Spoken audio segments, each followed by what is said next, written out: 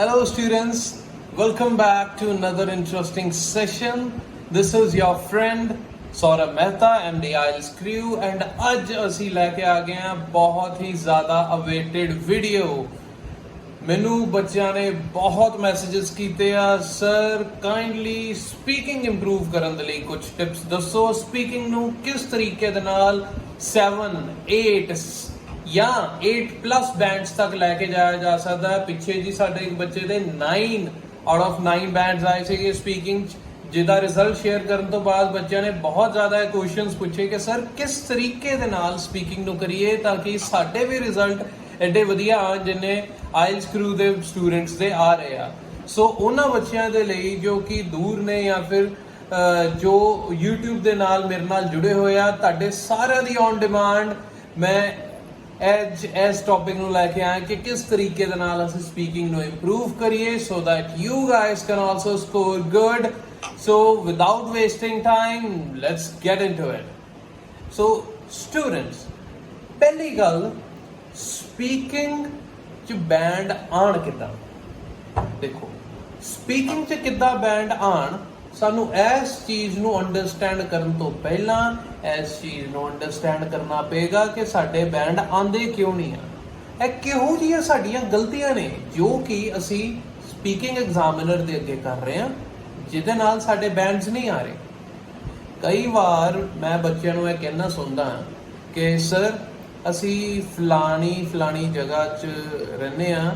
ਹੁਣ ਜਿਸ ਤਰ੍ਹਾਂ ਮੈਂ ਅੰਮ੍ਰਿਤਸਰ ਰਹਿ ਰਿਹਾ, ਠੀਕ ਹੈ, ਇੰਸਟੀਚਿਊਟ ਅੰਮ੍ਰਿਤਸਰ 'ਚ ਆਇਲਸ ਕਰੂ।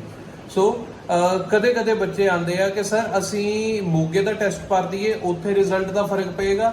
ਉੱਥੇ ਮੈਂ ਸੁਣਿਆ ਸਪੀਕਿੰਗ ਐਗਜ਼ਾਮੀਨਰ ਕੁਝ ਲੀਨੀਅੰਟ ਆਉਂਦੇ ਆ, ਠੀਕ ਹੈ। ਐਂਡ ਯਕੀਨ ਮੰਨਿਓ, ਮੈਂ ਮੋਗੇ ਤੋਂ ਇਹੀ ਚੀਜ਼ਾਂ ਕਹਿ ਕੇ ਬੱਚੇ ਅੰਮ੍ਰਿਤਸਰ ਨੂੰ ਆਉਂਦੇ ਦੇਖੇ ਆ, ਠੀਕ ਹੈ। ਇਹ ਸਭ ਮਿਥਸ ਨੇ, ਇਹੋ ਜਿਹੀ ਕੋਈ ਗੱਲ ਨਹੀਂ ਹੈਗੀ।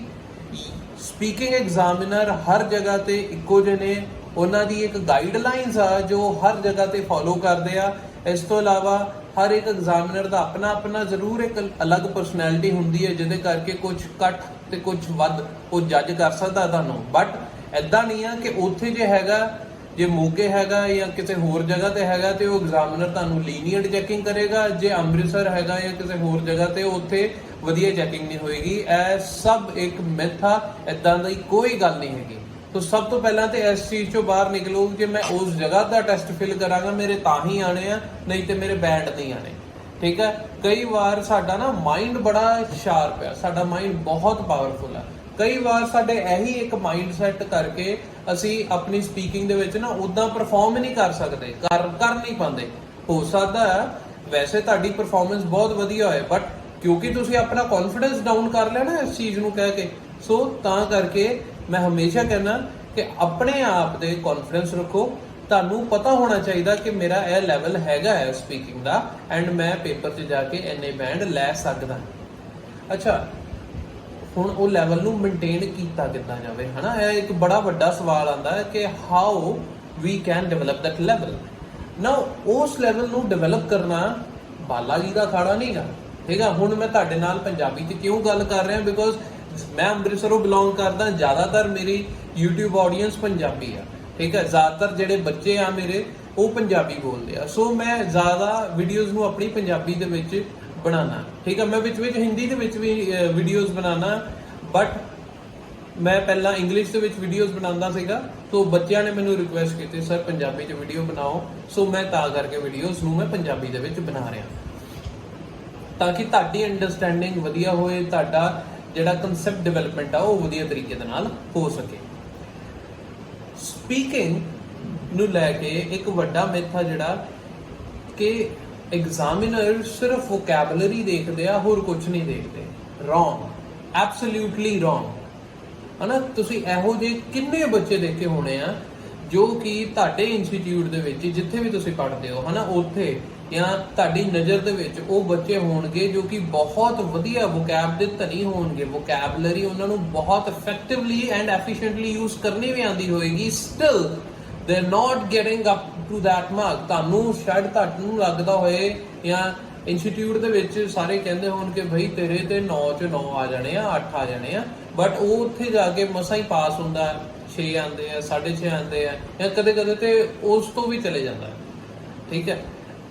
अनफॉर्चुनेट आ, I know that is very unfortunate, but ਇਹ सच है। ਤੁਹਾਨੂੰ ਸਾਰਿਆਂ ਨੂੰ ਪਤਾ ਇਦਾਂ ਦਾ ਕੋਈ ਨਾ ਕੋਈ ਐਗਜ਼ਾਮਪਲ ਹਰ ਇੱਕ ਨੇ ਕੋਈ ਨਾ ਕੋਈ ਦੇਖਿਆ ਹੈ, ਤੇ ਮੇਰੀ ਉਹਨਾਂ ਬੱਚਿਆਂ ਦੇ ਨਾਲ ਹਮਦਰਦੀ ਵੀ ਆ। ਬਟ ਬੱਚੋ ਇਹ ਚੀਜ਼ ਦਾ ਧਿਆਨ ਰੱਖਿਓ, ਜਿਹੜਾ ਸਪੀਕਿੰਗ ਐਗਜ਼ਾਮੀਨਰ ਆ ਨਾ, ਉਹ ਇਸ ਚੀਜ਼ ਨੂੰ ਜ਼ਿਆਦਾ ਦੇਖੇਗਾ ਕਿ how much parameters you have fulfilled, ਤੁਸੀਂ ਪੈਰਾਮੀਟਰਸ ਕਿੰਨੇ ਫੁਲਫਿਲ ਕੀਤੇ ਆ, ਠੀਕ ਹੈ। ਹੋਰ ਚੀਜ਼ਾਂ ਨੂੰ ਉਹ ਚੈੱਕ ਨਹੀਂ ਕਰ ਰਿਹਾ।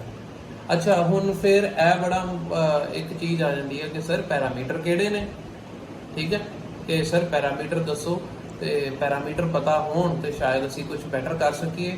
ਸੋ ਦੇਖੋ, ਪਹਿਲਾ ਪੈਰਾਮੀਟਰ ਜੋ ਹੈਗਾ that is fluency and coherence.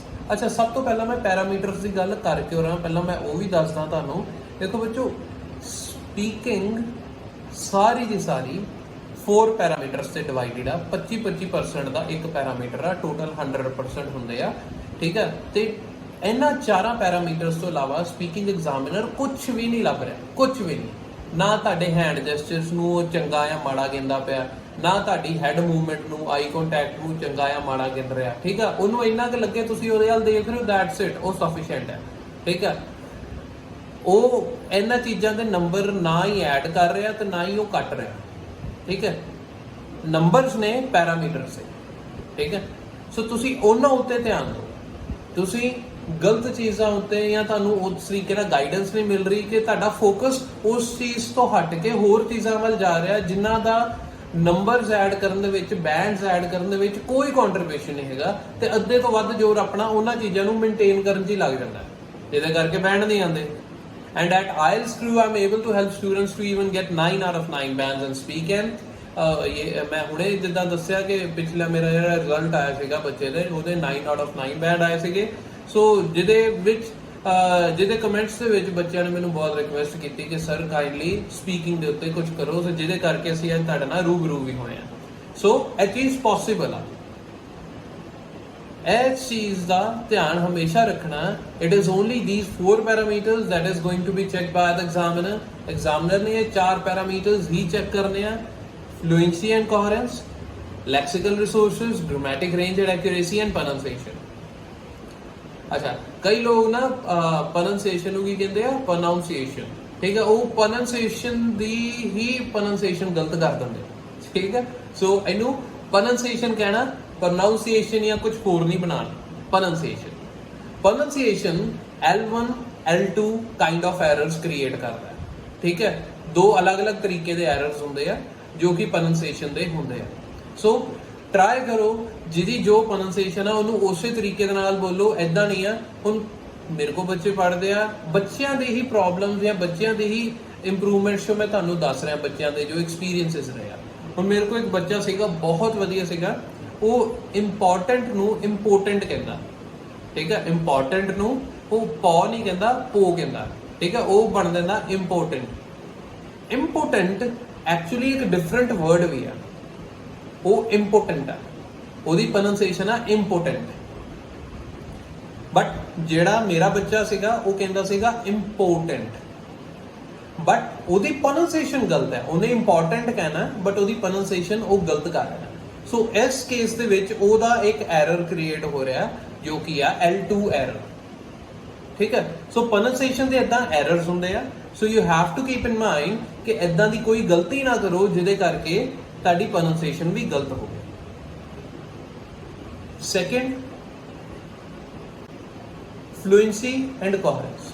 ਦੇਖੋ, ਫਲੂਐਂਸੀ ਐਂਡ ਕੋਹਰੈਂਸ ਦੋਨੋਂ 2 ਪੈਰਾਮੀਟਰਸ ਨੇ ਜਿਨ੍ਹਾਂ ਨੂੰ ਰਲਾ ਕੇ ਇੱਕ ਪੈਰਾਮੀਟਰ ਬਣਾਉਂਦਾ। ਫਲੂਐਂਸੀ ਹੁੰਦਾ ਤੁਹਾਡੀ ਸਪੀਡ, ਤੁਸੀਂ ਕਿੰਨੀ ਤੇਜ਼ੀ ਨਾਲ ਬੋਲਦੇ ਹੋ ਕਿਸੇ ਵੀ ਚੀਜ਼ ਨੂੰ, ਉਹ ਤੁਹਾਡੀ ਫਲੂਐਂਸੀ। ਫਲੂਐਂਸੀ ਦਾ ਮਤਲਬ ਇਹ ਨਹੀਂ ਆ ਕਿ ਤੁਸੀਂ ਫਰ ਕਰਕੇ ਇੰਨੀ ਤੇਜ਼ ਬੋਲੋਗੇ ਐਗਜ਼ਾਮੀਨਰ ਨੂੰ ਕੁਝ ਪਤਾ ਹੀ ਨਾ ਲੱਗੇ, ਹੈ ਨਾ, ਜਿੱਦਾਂ ਰੈਪ ਸੌਂਗ ਰੈਪਰਸ ਗਾਉਂਦੇ ਆ, ਉੱਦਾਂ ਨਹੀਂ, ਠੀਕ ਹੈ। ਤੁਸੀਂ ਜੋ ਚੀਜ਼ ਕਰ ਰਹੇ ਹੋ, ਤੁਸੀਂ ਜੋ ਚੀਜ਼ ਕਹਿ ਰਹੇ ਹੋ, ਤੁਹਾਡੀ ਜਿਹੜੀ ਸਟੋਰੀ ਤੁਸੀਂ ਦੱਸ ਰਹੇ ਹੋ ਜਾਂ ਐਗਜ਼ਾਮੀਨਰ ਨੂੰ ਜੋ ਵੀ ਤੁਸੀਂ ਨਰੇਟ ਕਰ ਰਹੇ ਹੋ, ਪ੍ਰੋਪਰਲੀ ਆਡੀਬਲ ਹੋਣਾ ਚਾਹੀਦਾ। ਸੈਕਿੰਡ, ਜੋ ਤੁਹਾਡੀ ਸਟੋਰੀ ਆ, ਜੋ ਤੁਸੀਂ ਇਨਫੋਰਮੇਸ਼ਨ ਆਪਣੀ ਦੇ ਰਹੇ ਹੋ, ਉਹ ਐਟਲੀਸਟ ਸੈਂਸ ਬਣਾਉਣੀ ਚਾਹੀਦੀ ਹੈ, ਇੱਕ ਦੂਸਰੇ ਨਾਲ ਕਨੈਕਟਡ ਤੇ ਹੋਵੇ। ਐ ਨਹੀਂ ਆ ਕਿ ਪਹਿਲੀ ਲਾਈਨ 'ਚ ਅਸੀਂ ਕਹਿ ਰਹੇ ਹਾਂ ਕਿਸੇ ਟਰੀ ਦੀ ਗੱਲ ਅਗਲੀ ਲਾਈਨ 'ਚ ਇੱਕਦਮ ਹੀ ਕਿਸੇ ਬੰਦੇ ਦੀ ਕਰਨ ਲੱਗ ਪਏ ਆ, ਸੋ ਉਹਦੀ ਸੈਂਸ ਨਹੀਂ ਬਣੇਗੀ ਫਿਰ, ਠੀਕ ਹੈ। ਸੋ ਜੇ ਉਹਨਾਂ ਦੋਨਾਂ ਦੀ ਦੋ ਅਲੱਗ-ਅਲੱਗ ਕੰਪੋਨੈਂਟਸ ਨੇ, ਅਸੀਂ ਉਹਨਾਂ ਦੀ ਗੱਲ ਕਰਨੀ ਵੀ ਹੈ ਨਾ, ਕੋਈ ਇੱਕ ਰਿਲੇਸ਼ਨ ਆਪਸ 'ਚ ਇਸਟੈਬਲਿਸ਼ ਕਰੋ ਪਹਿਲਾਂ, ਫਿਰ ਉਹਨਾਂ ਦੀ ਆਪਸ 'ਚ ਗੱਲ ਕਰੋ, ਜਿਹਦੇ ਨਾਲ ਤੁਹਾਡੀ ਫਲੂਐਂਸੀ ਵੀ ਬਣੇਗੀ ਤੇ ਕੋਹਰੈਂਸ ਵੀ ਬਣੇਗੀ। ਐਂਡ ਇਹਦੇ ਨਾਲ ਇੱਕ ਹੋਰ ਐਡਵਾਂਟੇਜ ਤੁਹਾਨੂੰ ਮਿਲ ਜਾਂਦਾ ਕਿ ਤੁਹਾਡਾ ਸਟੋਰੀ ਡਿਵੈਲਪਮੈਂਟ ਕੰਟੈਂਟ ਵੱਧ ਜਾਂਦਾ। ਕਦੇ ਬੱਚਿਆਂ ਨੂੰ ਇਸ ਚੀਜ਼ ਤੋਂ ਬੜਾ ਡਰ ਲੱਗਦਾ, ਸਰ ਕਿਊ ਕਾਰਡ 2 ਮਿੰਟ ਜਾਂ 3 ਮਿੰਟ ਦਾ ਕਿੱਦਾਂ ਡਿਵੈਲਪ ਕਰੀਏ ਅਸੀਂ, ਠੀਕ ਹੈ। ਟਾਈਮ ਤੇ ਉਹ ਮਸਾਂ 1 ਮਿੰਟ ਦਾ ਦਿੰਦੇ ਆ, 1 ਅੱਧੇ ਮਿੰਟ ਦੇ ਵਿੱਚ ਕਿਸ ਤਰੀਕੇ ਦੇ ਨਾਲ ਅਸੀਂ ਕਿਊ ਕਾਰਡ ਦੀ ਇੰਨੀ ਲੈਂਥ ਡਿਵੈਲਪ ਕਰੀਏ, that is a very big challenge for students। ਇੱਥੇ ਜਿਹੜੇ ਮੇਰੇ ਕੋਲ ਬੱਚੇ ਆਉਂਦੇ ਆਇਲਸ ਕਰੂ ਦੇ ਵਿੱਚ, ਉਹ ਇਸ ਚੀਜ਼ ਨੂੰ ਬਹੁਤ ਹੀ ਇਫੈਕਟਿਵਲੀ ਮਾਸਟਰ ਕਰ ਚੁੱਕੇ ਆ ਕਿ ਕਿਸ ਤਰੀਕੇ ਦੇ ਨਾਲ ਕਿਊ ਕਾਰਡਸ ਦੀ ਲੈਂਥ ਡਿਵੈਲਪ ਕਰਨੀ ਆ। ਤੁਹਾਨੂੰ ਬੱਚਿਓ ਜੇ ਇਸ ਚੀਜ਼ ਦੇ ਵਿੱਚ ਕੋਈ ਪ੍ਰੋਬਲਮ ਆਏਗੀ, do write me in the comment sections, I'll make another video on that exercise, specially ਉਸ exercise ਦੇ ਉੱਤੇ ਮੈਂ ਵੀਡੀਓ ਬਣਾਵਾਂਗਾ ਜਿਹਦੇ ਨਾਲ ਤੁਸੀਂ ਵੀ ਆਪਣੀ ਕਿਊ ਕਾਰਡਸ ਦੀ ਲੈਂਥ ਮੇਨਟੇਨ ਕਰ ਸਕਦੇ ਹੋ। ਐਂਡ ਯਕੀਨ ਮੰਨਿਓ 2 ਮਿੰਟ 3 ਮਿੰਟ ਨਹੀਂ, 5 ਤੋਂ 6 ਮਿੰਟ ਵੀ ਜੇ ਐਗਜ਼ਾਮਨਰ ਤੁਹਾਨੂੰ ਕਹਿ ਰਿਹਾ ਕਿ ਐਕਸਟੈਂਡ ਯੋਰ ਕਿਊ ਕਾਰਡ, ਤੁਸੀਂ ਬੜੇ effectively without going of topic ਤੁਸੀਂ ਆਪਣੇ ਕਿਊ ਕਾਰਡਸ ਨੂੰ ਡਿਵੈਲਪ ਕਰ ਪਾਓਗੇ। ਸੋ ਇੱਦਾਂ ਦਾ ਇੱਕ ਮਸਟ ਪੀਸ ਆ ਮੇਰੇ ਕੋਲ that can help you, ਉਹ trick. So I'll teach you। ਜੇ ਤੁਹਾਨੂੰ ਉਹਦੇ ਬਾਰੇ ਜਾਣਨਾ ਹੈ ਥੱਲੇ ਕਮੈਂਟ ਸੈਕਸ਼ਨ 'ਚ ਜ਼ਰੂਰ ਮੈਂਸ਼ਨ ਕਰਿਓ, I'll make another video on that। But ਅਸੀਂ ਅੱਜ ਦੀ ਕਲਾਸ ਨੂੰ ਰਿਜ਼ਿਊਮ ਕਰਦੇ ਹਾਂ। ਇਹ ਸੀਗੀ ਫਲੂਐਂਸੀ ਐਂਡ ਕੋਹਰੈਂਸ। ਪਹਿਲਾ ਕੀਤਾ ਸੀ ਪ੍ਰੋਨਾਂਸੀਏਸ਼ਨ। ਥਰਡ ਪੈਰਾਮੀਟਰ ਆ grammatic range and accuracy. Now grammatic range and accuracy ਜਿਹਨੂੰ GRA ਲਿਖਿਆ ਹੁੰਦਾ, ਠੀਕ ਆ, ਬਹੁਤ ਹੱਦ ਤੱਕ ਤੇ ਬੱਚਿਆਂ ਨੂੰ ਜਾਂ ਕਦੇ ਤੇ ਟੀਚਰਾਂ ਨੂੰ ਵੀ ਇਹ ਪਤਾ ਹੀ ਨਹੀਂ ਹੁੰਦਾ ਕਿ ਉਹ ਗ੍ਰਾਮੈਟਿਕ ਰੇਂਜ ਐਂਡ ਐਕੂਰੇਸੀ ਆ। ਉਹ ਸਾਰੇ ਉਹਨੂੰ ਗ੍ਰਾਮਰ ਹੀ ਕਹੀ ਜਾਂਦੇ ਆ, ਠੀਕ ਹੈ। ਐਂਡ ਮੈਂ ਹੈਰਾਨ ਉਦੋਂ ਹੁੰਦਾ ਕਿ ਬਿਕਾਜ਼ ਮੇਰੇ ਕੋਲ ਕਾਫੀ ਰਿਪੀਟਰ ਬੱਚਾ ਵੀ ਆਉਂਦਾ, ਠੀਕ ਹੈ, ਜਿਨ੍ਹਾਂ ਦੀ ਕਿਸੇ ਕਾਰਨਵਰਸ਼ ਕਿਤੇ ਵੀ ਪੜ੍ਹਦੇ ਸੀਗੇ ਪਹਿਲਾਂ, ਬਟ ਕਿਸੇ ਕਾਰਨਵਰਸ਼ ਉਹਨਾਂ ਦੀ ਆਇਲਸ ਨਹੀਂ ਹੋ ਪਾਈ ਤੇ ਮੇਰੇ ਕੋਲ ਆਉਂਦੇ ਆ, ਉਹ ਫਸਟ ਅਟੈਂਪਟ ਦੇ ਵਿੱਚ ਹੀ ਆਪਣੀ ਕਲੀਅਰ ਕਰ ਜਾਂਦੇ ਆ। ਮੈਂ ਉਹਨਾਂ ਤੋਂ ਆਬਜ਼ਰਵ ਕੀਤਾ ਇਹ ਚੀਜ਼ ਨੂੰ, ਸਪੈਸ਼ਲੀ ਜਿਹੜਾ ਇਹ ਪੈਰਾਮੀਟਰ ਆ ਨਾ GRA, ਇਹਨੂੰ ਉਹ ਪ੍ਰੋਪਰਲੀ ਸਮਝੇ ਨਹੀਂ ਹੁੰਦੇ। ਐਂਡ ਜਦੋਂ ਮੈਂ ਉਹਨਾਂ ਚੀਜ਼ਾਂ ਨੂੰ ਸਮਝਾਉਣਾ ਬੱਚਿਆਂ ਨੂੰ, ਬੱਚਿਆਂ ਦੇ ਇੱਕਦਮ ਹੀ ਦਿਮਾਗ ਦੇ ਢੱਕਣ ਖੁੱਲ ਜਾਂਦੇ, ਸਰ ਇਹਦਾ ਮਤਲਬ ਇਹ ਸੀਗਾ, ਅੱਛਾ ਇਹਦੇ ਵਿੱਚ ਅਸੀਂ ਇਹ ਚੀਜ਼ਾਂ ਵੀ ਕਰਨੀਆਂ ਹੁੰਦੀਆਂ, ਸਾਨੂੰ ਪਤਾ ਹੀ ਨਹੀਂ ਸੀਗਾ ਪਹਿਲਾਂ, ਠੀਕ ਹੈ। This is very important for all of you to understand and to develop this habit ਕਿ ਇਹਨੂੰ ਇਸ ਤਰੀਕੇ ਦੇ ਨਾਲ ਕਰੀਏ ਤਾਂ ਕਿ ਤੁਹਾਡੀ ਸਪੀਕਿੰਗ ਦੀ ਪਰਫਾਰਮੈਂਸ ਇੰਪਰੂਵ ਹੋਏ, ਠੀਕ ਹੈ। ਸੋ GRA, what does this mean? It stands for grammatic range and accuracy। ਹੁਣ ਗ੍ਰਾਮੈਟਿਕ ਰੇਂਜ ਐਂਡ ਐਕੂਰੇਸੀ ਆ 3 ਹਿੱਸੇ ਆ। ਇੱਕ ਆ ਗ੍ਰਾਮੈਟਿਕ, ਠੀਕ ਹੈ, ਮਤਲਬ ਤੁਹਾਡਾ ਗ੍ਰਾਮਰ ਦੇ ਉੱਤੇ ਕੰਟਰੋਲ ਹੋਣਾ ਚਾਹੀਦਾ। ਸੈਕਿੰਡ ਆ ਰੇਂਜ। ਗ੍ਰਾਮਰ ਦੇ ਅਕੇਲਾ ਇੱਕੋ ਤਰੀਕੇ ਦਾ ਸੈਂਟੈਂਸ ਨਹੀਂ ਹੁੰਦਾ, ਗ੍ਰਾਮਰ ਦੇ ਵਿੱਚ ਅਲੱਗ-ਅਲੱਗ ਤਰੀਕੇ ਦੇ ਸੈਂਟੈਂਸਸ ਹੁੰਦੇ ਆ, ਠੀਕ ਹੈ। ਤਾਂ ਸਾਨੂੰ ਉਹ ਅਲੱਗ-ਅਲੱਗ ਤਰੀਕੇ ਦੇ ਸੈਂਟੈਂਸਸ ਨੂੰ ਮਾਸਟਰ ਕਰਨਾ ਹੁੰਦਾ ਹੈ, ਠੀਕ ਹੈ। ਉਹਦੇ ਵਿੱਚ ਇੰਟੋਨੇਸ਼ਨਸ ਹੁੰਦੇ ਆ, ਇੰਟਰਜੈਕਸ਼ਨਸ ਹੁੰਦੇ ਆ, ਕੋਨੋਟੇਸ਼ਨਸ ਹੁੰਦੇ ਆ, ਕਲੋਕੀਅਲ ਲੈਂਗੁਏਜਸ ਹੁੰਦੀਆਂ, ਇਹ ਅਲੱਗ-ਅਲੱਗ ਚੀਜ਼ਾਂ ਹੁੰਦੀਆਂ ਨੇ। ਹੁਣ ਜਿਹੜੇ ਮੈਂ ਨਾਮ ਲਏ ਆ, ਠੀਕ ਹੈ, ਜੇ ਤੁਸੀਂ ਇੱਦਾਂ ਇਹਨਾਂ ਟੌਪਿਕਸ ਨੂੰ ਪੜ੍ਹਨ ਲੱਗ ਪਓ, ਠੀਕ ਹੈ, ਤਾਂ ਤੁਹਾਡੇ ਲਈ ਵੀ ਬਹੁਤ ਟਫ ਆ, ਠੀਕ ਹੈ। ਤੇ ਅੱਧੇ ਬੱਚਿਆਂ ਨੇ ਕਹਿਣਾ ਸਰ ਤੇ ਸਾਡੇ ਵੱਸ ਦੀ ਨਹੀਂ ਹੈਗੀ, ਠੀਕ ਹੈ।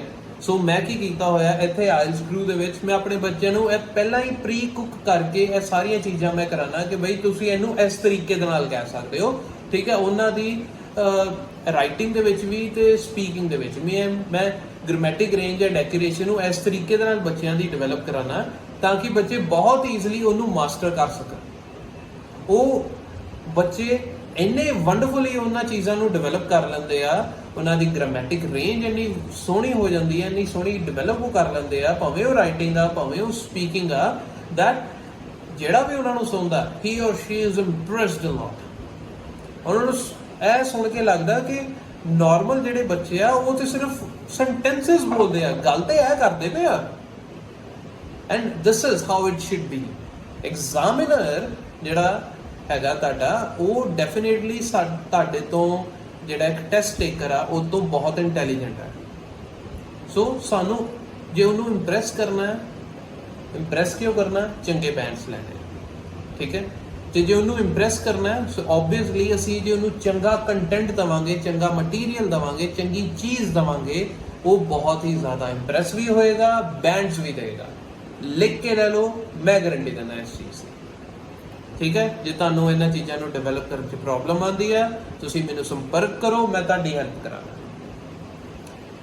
Third, that was the third actually, and last ਜਿਹੜੀ ਇੱਕ ਚੀਜ਼ ਰਹਿ ਗਈ ਆ ਉਹ ਆ ਲੈਕਸੀਕਲ ਰਿਸੋਰਸਿਸ, ਜਿਹਨੂੰ ਅਸੀਂ ਵੋਕੈਬਲਰੀ ਕਹਿੰਦੇ ਆ। ਅੱਛਾ, ਤੁਸੀਂ ਇਹ ਚੀਜ਼ ਨੋਟਿਸ ਕਰੋ, ਮੈਂ ਵੋਕੈਬਲਰੀ ਨੂੰ ਲਾਸਟ ਰੱਖਿਆ, ਪਹਿਲਾਂ 3 ਚੀਜ਼ਾਂ ਹੋਰ ਨੇ ਆਇਲਸ ਦੇ ਵਿੱਚ ਜੋ ਕਿ ਵੋਕੈਬਲਰੀ ਤੋਂ ਇੰਪੋਰਟੈਂਟ ਨੇ। ਅਸੀਂ ਕੀ ਕਰਦੇ ਆ, ਜੋ ਤੇਰੀ ਦੀ ਵੋਕੈਬ ਤੇ ਵੋਕੈਬ, ਵੋਕੈਬ ਤੇ ਵੋਕੈਬ, ਵੋਕੈਬ ਤੇ ਵੋਕੈਬ ਡਾਲੀ ਜਾਂਦੇ ਆ, ਪਤਾ ਵੀ ਨਹੀਂ ਉਹਦੀ ਸੈਂਸ ਬਣ ਰਹੀ ਹੈ ਨਹੀਂ ਬਣ ਰਹੀ, ਬਸ we are just putting it in. And ਜਦੋਂ ਅਸੀਂ ਉਹ ਚੀਜ਼ ਐਗਜ਼ਾਮਨਰ ਨੂੰ ਜਾ ਕੇ ਦਿੰਦੇ ਆ, ਠੀਕ ਹੈ, ਐਗਜ਼ਾਮਨਰ ਤੇ ਫਿਰ ਐਗਜ਼ਾਮਨਰ ਆ, ਉਹਨੂੰ ਤੇ ਆਂਦੀ ਹੈ ਨਾ, ਉਹਨੂੰ ਤੇ ਗ੍ਰਾਮਰ ਵੀ ਚੰਗੀ ਤਰ੍ਹਾਂ ਆਉਂਦੀ ਆ, ਉਹਨੂੰ ਤੇ ਸਭ ਕੁਝ ਚੰਗੀ ਤਰ੍ਹਾਂ ਆਉਂਦਾ, ਉਹਨੇ ਤੇ ਇਹ ਚੀਜ਼ ਜੱਜ ਕਰ ਲੈਣੀ ਆ। ਸੋ ਅਸੀਂ ਜੇ ਨੰਬਰ ਲੈਣੇ ਆ, ਮੈਂ ਬੜੇ ਵਾਰ ਬੱਚਿਆਂ ਨੂੰ ਇਹ ਚੀਜ਼ ਨੂੰ ਸਮਝਾਉਣਾ, ਨੰਬਰ ਲੈਣਾ ਹੀ ਕੋਈ ਔਖੀ ਚੀਜ਼ ਨਹੀਂ ਗੀ, ਬਟ ਜਦੋਂ ਅਸੀਂ ਪ੍ਰੈਕਟਿਸ ਕਰਦੇ ਆ, ਪ੍ਰੈਕਟਿਸ ਦੇ ਵਿੱਚ ਸਹੀ ਟਾਈਮ ਤੇ ਸਹੀ ਐਕਸ਼ਨ ਨੂੰ ਲੈਣਾ ਉਹ ਜ਼ਰੂਰੀ ਹੈ। ਐਗਜ਼ਾਮ ਦੇ ਲਾਗੇ ਜੀ ਪਹੁੰਚ ਕੇ ਮੈਂ ਕਹਾਂ ਬਈ ਹੁਣ ਤੂੰ ਗ੍ਰਾਮਰ ਠੀਕ ਕਰ, ਬਈ ਉਸ ਬੱਚੇ ਲਈ ਤੇ ਉਹ ਟਫ ਆ, ਬਟ ਜਦੋਂ ਉਹ ਪ੍ਰੈਕਟਿਸ ਕਰ ਰਿਹਾ, ਉਹ ਥਰੂ ਆਊਟ ਪ੍ਰੈਕਟਿਸ ਨੂੰ ਚੰਗੇ ਤਰੀਕੇ ਨਾਲ ਡਿਵੈਲਪ ਕਰਕੇ ਆਪਣੀ ਗ੍ਰਾਮਰ ਨੂੰ ਇੰਪਰੂਵ ਕਰ ਸਕਦਾ। ਇੱਕ ਬੱਚਾ ਘੱਟੋ ਘੱਟ ਮਹੀਨਾ 2 ਮਹੀਨਾ ਕੁਝ ਆਪਣਾ ਸਮਾਂ ਲੈਂਦਾ ਆਪਣੀ ਆਇਲਸ ਨੂੰ ਪ੍ਰਪੇਅਰ ਕਰਨ ਦੇ ਲਈ। ਸੋ ਉਸ ਸਮੇਂ ਦੇ ਵਿੱਚ ਜੇ ਥਰੂ ਆਊਟ ਉਹਦੀ ਗ੍ਰਾਮਰ ਨਾਲ ਦੇ ਨਾਲ ਕਰਾਈ ਜਾਵੇ ਤੇ ਇਸ ਤਰੀਕੇ ਦੇ ਨਾਲ ਉਹਦੀ ਹੈ ਕੰਟਰੋਲ ਡਿਵੈਲਪ ਕਰਾਇਆ ਜਾਵੇ, ਆਪਣੀ ਗ੍ਰਾਮੈਟਿਕ ਹੋਲਡ ਉਹਦਾ ਡਿਵੈਲਪ ਕਰਾਇਆ ਜਾਵੇ, ਬਹੁਤ ਵਧੀਆ ਬੱਚੇ ਸਕੋਰ ਕਰਦੇ ਆ। 9 ਬੈਂਡ ਇਦਾਂ ਨਹੀਂ ਆਉਂਦੇ ਬੱਚਿਆਂ ਦੇ। ਐਂਡ ਗ੍ਰਾਮੈਟਿਕ ਰੇਂਜ ਐਂਡ ਐਕੂਰੇਸੀ, ਮਤਲਬ ਗ੍ਰਾਮਰ ਦੀ ਰੇਂਜ, ਗ੍ਰਾਮਰ ਵੀ ਸਹੀ ਦੇਣੀ ਹੈ, ਗ੍ਰਾਮਰ ਦੀ ਰੇਂਜ ਵੀ ਡਿਵੈਲਪ ਕਰਨੀ ਹੈ ਐਕੂਰੇਟਲੀ, ਠੀਕ ਹੈ, ਪੂਰੀ ਇਫੈਕਟਿਵ ਰੇਂਜ ਹੋਣੀ ਚਾਹੀਦੀ ਹੈ grammar the. This is what it means. And ਜਿਹੜਾ ਲਾਸਟ ਪੈਰਾਮੀਟਰ ਆ that is lexical resources, that is your vocabulary. Lexical resources ਜਾਂ ਲੈਕਸੀਕॉन्स ਤੁਸੀਂ ਸੁਣਿਆ ਹੋਣਾ ਇਸ ਚੀਜ਼ ਨੂੰ, ਠੀਕ ਹੈ। ਇਹਨੂੰ ਮਤਲਬ ਨਾਰਮਲ ਭਾਸ਼ਾ ਦੇ ਵਿੱਚ ਇਹਨੂੰ ਵੋਕੈਬਲਰੀ ਕਹਿ ਦਿੰਦਾ। ਦੇਖੋ ਵੋਕੈਬਲਰੀ ਸਿਨੋਨਿਮਸ ਤੇ ਐਂਟੋਨਿਮਸ ਤੋਂ ਬਹੁਤ ਹਟ ਕੇ ਵੀ ਹੁੰਦੇ ਆ, ਠੀਕ ਹੈ। ਸਿਨੋਨਿਮਸ ਹੁੰਦੇ ਆ ਸੇਮ ਵਰਡ। ਅੱਛਾ, ਇੱਕ ਤਾਂ ਕਦੇ ਕਦੇ ਬੱਚੇ ਨਾ ਸਿਨੋਨਿਮਸ ਦੇ ਨਾਂ ਤੇ ਹਰ ਇੱਕ ਵਰਡ ਨੂੰ ਸੇਮ ਮੰਨ ਕੇ ਉਹਨੂੰ ਯੂਜ਼ ਕਰਨ ਲੱਗ ਪੈਂਦੇ ਆ। ਬੱਚਿਓ ਇਦਾਂ ਨਾ ਕਰਿਆ ਕਰੋ, ਠੀਕ ਹੈ। ध्यान रखो, synonyms similar meaning वाले मतलब होते हैं। Synonyms means the words having similar meaning, they are not same meaning। same ਤੇ similar ਚ ਫਰਕ ਹੈ। same ਹੁੰਦਾ this is equals to this, ਮਤਲਬ 100% ਇੱਕੋ ਜਿਹਾ। similar ਦਾ ਮਤਲਬ ਉਹਦੇ ਨਾਲ ਰਲਦਾ ਮਿਲਦਾ, ਦੋਨਾਂ ਚ ਫਰਕ ਆ। ਜਿਹੜਾ similar word ਆ ਹੋ ਸਕਦਾ ਉਹ ਪਹਿਲੇ ਵਾਲੇ ਵਰਡ ਤੋਂ ਉਹਦੀ ਜਗ੍ਹਾ ਤੇ ਵਰਤਿਆ ਜਾਣਾ ਹੋਏ, ਜਾਂ ਹੋ ਸਕਦਾ ਉਹਦੀ ਜਗ੍ਹਾ ਤੇ ਵਰਤਿਆ ਨਾ ਜਾ ਸਕਦਾ ਹੋਏ।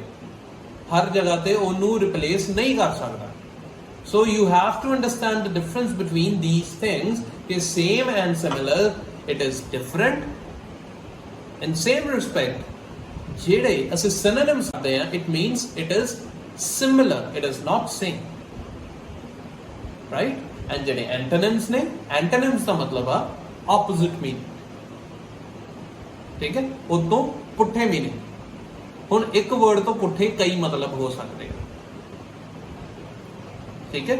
ਸੋ ਹਰ ਇੱਕ ਵਰਡ ਇੱਕ ਦੂਸਰੇ ਨੂੰ ਰਿਪਲੇਸ ਨਹੀਂ ਕਰ ਸਕਦਾ। You have to understand that, ਠੀਕ ਹੈ। ਐਂਡ ਜਨਰਲੀ ਬੱਚੇ ਗਲਤੀ ਕਰਦੇ ਜਦੋਂ ਫੀਲਿੰਗਸ ਨੂੰ ਐਕਸਪ੍ਰੈਸ ਕਰਨਾ ਹੋਏ ਨਾ, ਉਹ ਸਾਰੇ ਇਹੋ ਜਿਹੇ ਵਰਡਸ ਮਿਕਸ ਹੀ ਕਰ ਦਿੰਦੇ ਆ, ਠੀਕ ਹੈ। ਉਹਦੇ ਵਿੱਚ ਸਭ ਕੁਝ ਹੀ ਰਲਿਆ ਮਿਲਾ ਚਲਾ ਲੈਂਦੇ ਆ ਕਿ ਉਹਦੀ ਸੈਂਸ ਨਹੀਂ ਪਾਉਂਦੀ ਫਿਰ ਉਹਦੀ। ਉਹ ਆਪਣੇ ਲਈ ਬੱਚਾ ਪੂਰਾ ਆਪਣਾ ਜ਼ੋਰ ਲਗਾ ਕੇ ਬਣਾ ਰਿਹਾ ਬਈ ਮੇਰੀ ਪੂਰੀ ਸੈਂਸ ਬਣ ਰਹੀ ਆ, ਬਟ ਐਗਜ਼ਾਮਨਰ ਦੇ ਸਭ ਐਗਜ਼ਾਮਨਰ ਨਾ ਪੂਰਾ ਐ ਸਕੈਨ ਕਰਕੇ ਦੇਖ ਲੈਂਦਾ ਤੁਹਾਨੂੰ ਕਿ ਹਾਂ ਵੀ ਇਹ ਕੀ ਕਿੱਥੋਂ ਬੋਲਦਾ ਪਿਆ, ਕਿੰਨਾ ਇਹਨੂੰ ਆਉਂਦਾ ਕਿੰਨਾ ਨਹੀਂ। ਬੱਚਾ ਭਾਵੇਂ ਜਿੰਨੇ ਮਰਜ਼ੀ ਸਟਾਈਲ ਐਕਸੈਂਟ ਮਾਰ ਕੇ ਬੋਲੀ ਦੇ, ਠੀਕ ਹੈ, ਐਗਜ਼ਾਮਨਰ ਨੂੰ ਥੋੜਾ ਉਹਨੇ ਕਰ ਲੈਣਾ। ਐਗਜ਼ਾਮਨਰ ਨੂੰ ਸਭ ਪਤਾ ਲੱਗ ਜਾਂਦਾ ਕਿ ਹਾਂ ਵੀ ਇਹ ਕੀ ਕਰ ਰਿਹਾ, ਠੀਕ ਹੈ। So first thing you have to get the things right. ਆਪਣਾ ਬੇਸ ਠੀਕ ਰੱਖੋ, ਠੀਕ ਹੈ। Vocabulary, yes vocabulary is a very important tool ਜੋ ਕਿ ਤੁਹਾਨੂੰ IELTS ਦੇ ਵਿੱਚ ਬੜੀਆ ਕਰਨ ਦੇ ਲਈ ਹੈਲਪ ਕਰਦਾ। So you have to develop a good vocabulary and yes vocabulary ਦਾ ਇਫੈਕਟਿਵ ਯੂਜ਼ੇਜ, ਉਹਦੀ ਯੂਜ਼ੇਜ ਨਾਲੋਂ ਵੀ ਜ਼ਿਆਦਾ ਇੰਪੋਰਟੈਂਟ ਹੈ। ਮੈਂ ਰਿਪੀਟ ਕਰ ਰਿਹਾ ਇਸ ਚੀਜ਼ ਨੂੰ, ਵੋਕੈਬਲਰੀ ਦਾ ਇੰਪੋਰਟੈਂਟ ਜ਼ਿਆਦਾ ਇਹ ਆ ਵੋਕੈਬਲਰੀ ਨੂੰ ਯੂਜ਼ ਕਰਨ ਦੇ ਵਿੱਚ ਕਿ ਉਹਦਾ ਇਫੈਕਟਿਵ ਯੂਜ਼ੇਜ ਹੋਣਾ ਚਾਹੀਦਾ, ਠੀਕ ਹੈ। ਹੁਣ ਜਿਸ ਤਰ੍ਹਾਂ for example destroy, devastate and damage, ਇਹ ਤਿੰਨ ਵਰਡ ਨੇ ਜਿਨ੍ਹਾਂ ਦਾ ਮਤਲਬ ਆ ਕੁਝ ਖਰਾਬ ਕਰ ਦੇਣਾ, ਕੁਝ ਖਰਾਬੀ ਕਰ ਦੇਣਾ, ਠੀਕ ਹੈ। ਬਟ ਡੈਮੇਜ ਹੁੰਦਾ ਕਿਸੇ ਚੀਜ਼ 'ਚ ਖਰਾਬੀ ਹੋਣਾ, ਡਿਸਟਰੋਏ ਮਤਲਬ ਖਤਮ ਤਬਾਹ ਕਰ ਦੇਣਾ, ਡੈਵਸਟੇਟ ਹੁੰਦਾ ਤਹਿਸ ਨਹਿਸ ਕਰ ਦੇਣਾ। ਤਿੰਨਾਂ ਦੀ ਨੈਗੇਟਿਵ ਕੋਨੋਟੇਸ਼ਨ ਆ ਵਰਡਸ ਦੀ, ਹੈ ਨਾ, ਤਿੰਨਾਂ ਦਾ ਮਤਲਬ ਥੋੜਾ ਨੈਗੇਟਿਵ ਜਿਹਾ ਹੀ ਆ, ਬਟ ਸਟਿਲ ਹਰ ਇੱਕ ਦਾ ਮਤਲਬ ਲੱਗ ਗਿਆ। ਸੋ ਆਪਸ 'ਚ ਇਹ ਸਿਨੋਨਿਮਸ ਹੋ ਸਕਦੇ ਆ ਬਟ ਸੇਮ ਨਹੀਂ, ਜੇ ਇਹ ਰਿਪਲੇਸ ਨਹੀਂ ਕਰ ਸਕਦੇ। ਹਰ ਜਗ੍ਹਾ ਤੇ ਅਸੀਂ ਜੇ ਡੈਮੇਜ ਕਹਿਣਾ ਤੇ ਉਹਦੀ ਜਗ੍ਹਾ ਤੇ ਡੈਵਸਟੇਟ ਜਾਂ ਉਹ ਚੀਜ਼ ਨਹੀਂ ਵਰਤੀ ਜਾ ਸਕਦੀ, ਠੀਕ ਹੈ। ਤੁਹਾਡੀ ਜਿਹੜੀ ਫੀਲਿੰਗਸ ਨੇ ਉਹ ਡੈਵਸਟੇਟ ਹੋ ਸਕਦੀਆਂ ਨੇ, ਡੈਮੇਜ ਨਹੀਂ ਹੋ ਸਕਦੀਆਂ।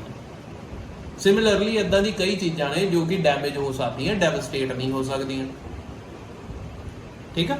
ਸੋ you have to understand the difference when you use terms, when you make a list of words ਜੋ ਕਿ ਤੁਸੀਂ ਵਰਤਨੇ ਆਪਣੀ ਡੇਲੀ ਲਾਈਫ ਦੇ ਵਿੱਚ। ਜਦੋਂ ਤੁਸੀਂ ਪ੍ਰੈਕਟਿਸ ਕਰਦੇ ਹੋ ਨਾ ਬੱਚੋ, ਇਹ ਧਿਆਨ ਰੱਖੋ ਆਪਣੇ ਨਾਲ ਦੇ ਨਾਲ ਨਾ ਇੱਕ ਲਿਸਟ ਤਿਆਰ ਕਰੀ ਜੋ ਜਿੰਨਾ ਦੇ ਮਤਲਬ ਤੁਹਾਨੂੰ ਕਲੀਅਰ ਨੇ, ਠੀਕ ਹੈ। ਤੁਹਾਡੇ ਕੋਲ ਰੋਜ਼ ਦੀ ਇੱਕ ਭਾਵੇਂ ਤੁਸੀਂ ਲਿਸਟ ਕ੍ਰੀਏਟ ਕਰ ਰਹੇ ਹੋ ਜਾਂ ਕਦੇ ਮੈਂ ਦੇਖਿਆ ਟੀਚਰਸ ਰੋਜ਼ ਦੀ ਇੱਕ ਲਿਸਟ ਦੇ ਦਿੰਦੇ ਬੱਚਿਆਂ ਨੂੰ ਐਂਡ ਤੱਕ ਉਹਨਾਂ ਦੇ ਮਤਲਬ ਨਹੀਂ ਆਉਂਦੇ।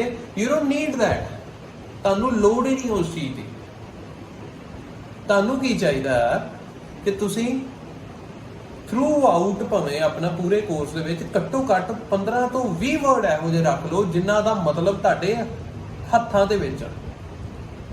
ਉਹ 15-20 ਵਰਡ ਵੀ ਤੁਸੀਂ ਆਪਣੀ ਸਪੀਕਿੰਗ 'ਚ ਬੋਲ ਗਏ ਨਾ, ਤੁਹਾਡਾ ਐਗਜ਼ਾਮੀਨਰ ਤੁਹਾਡੇ ਤੋਂ 130% ਇੰਪ੍ਰੈਸਡ, ਉਹ ਤੁਹਾਨੂੰ ਨੰਬਰ ਚੰਗੇ ਦੇਗਾ ਹੀ ਦੇਗਾ, ਤੁਹਾਨੂੰ ਚੰਗੇ ਬੈਂਡਸ ਉਹ ਦੇਗਾ ਹੀ ਦੇਗਾ। ਉਹਨਾਂ ਵਰਡਸ ਦੇ ਤੁਹਾਨੂੰ ਮਤਲਬ ਪਤਾ ਹੋਣ, ਉਹਨਾਂ ਵਰਡਸ ਨੂੰ ਤੁਸੀਂ ਪ੍ਰੈਕਟਿਸ ਕੀਤਾ ਹੋਏ ਤੇ ਉਹਨਾਂ ਵਰਡਸ ਦੇ ਯੂਜ਼ੇਜ ਕਿੱਥੇ ਆ ਤੁਹਾਨੂੰ ਇਹ ਚੀਜ਼ ਦੀ ਸਮਝ ਆਉ। ਜੇ ਤੁਸੀਂ ਇਹ ਚੀਜ਼ ਕਰ ਲਈ, there is no chance examiner will deduct your marks because obviously ਤੁਸੀਂ ਉਹਨੂੰ ਮੌਕਾ ਹੀ ਨਹੀਂ ਦੇਣਾ ਮਾਰਕਸ ਡਿਡਕਟ ਕਰਨ ਦਾ। ਤੁਹਾਡਾ ਕੰਟਰੋਲ ਪਹਿਲਾਂ ਹੀ ਡਿਵੈਲਪ ਹੋਣਾ ਉਸ ਵਰਡਸ ਤੇ, ਠੀਕ ਹੈ। ਰੋਜ਼ ਦੇ 10-15 ਵਰਡਸ, ਰੋਜ਼ ਦੇ 10-15 ਵਰਡਸ, ਠੀਕ ਹੈ, ਉਹਦੇ ਸੈਂਸ ਨਹੀਂ ਬਣਦੇ, ਠੀਕ ਹੈ। ਇੱਕ ਬੜਾ ਨਾ ਮਹਾਨ ਫਾਈਟਰ ਹੋਇਆ ਬਰੂਸ ਲੀ, ਠੀਕ ਹੈ। ਉਹ ਨਾ ਚੀਜ਼ ਕਹਿੰਦਾ ਸੀਗਾ, ਠੀਕ ਹੈ, ਮੈਂ ਤੁਹਾਨੂੰ ਦੱਸਣਾ ਚਾਹਾਂਗਾ। ਉਹ ਕਹਿੰਦਾ ਸੀਗਾ I am not afraid of 1000 moves that my opponent knows। ਇਹਦਾ ਮਤਲਬ ਹੈ ਮੈਨੂੰ ਡਰ ਨਹੀਂ ਲੱਗਦਾ ਜੇ ਮੇਰਾ ਕੋਈ ਸਾਹਮਣੇ, ਉਹ ਕੁੰਗ-ਫੂ ਫਾਈਟਰ ਸੀਗਾ ਤੇ ਉਹ ਫਾਈਟ ਕਰਦਾ ਸੀਗਾ ਤੇ ਉਹ ਆਪਣੇ ਗੁਰੂ ਨੂੰ ਇੱਕ ਵਾਰੀ ਕਹਿੰਦਾ ਮੈਨੂੰ ਡਰ ਨਹੀਂ ਲੱਗਦਾ ਕਿ ਜਿਹੜਾ ਸਾਹਮਣੇ ਵਾਲਾ ਮੇਰਾ ਓਪੋਨੈਂਟ ਆ, ਜੇ ਉਹਨੂੰ 1000 ਮੂਵਸ ਆਉਂਦੇ ਨਾ, ਮੈਨੂੰ ਉਹਨਾਂ ਤੋਂ ਡਰ ਨਹੀਂ ਲੱਗਦਾ।